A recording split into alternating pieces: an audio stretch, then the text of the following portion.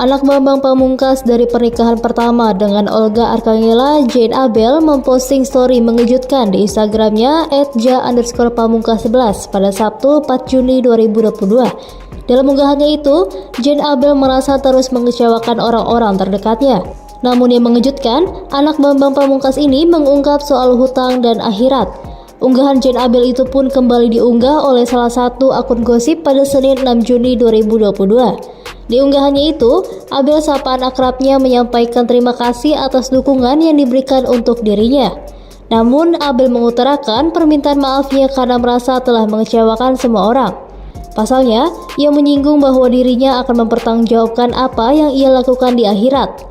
Abel mengisyaratkan seperti ingin mengakhiri hidupnya. Unggahan Jane Abel di Instastory itu langsung mendapatkan tanggapan dari ibu sambungnya, Amalia Fuji, yakni mantan istri Bambang Pamungkas.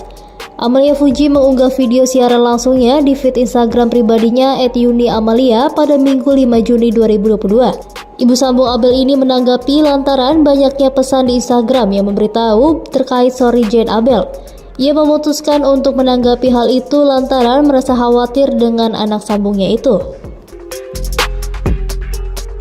Terima kasih sudah nonton. Jangan lupa like, subscribe, dan share ya.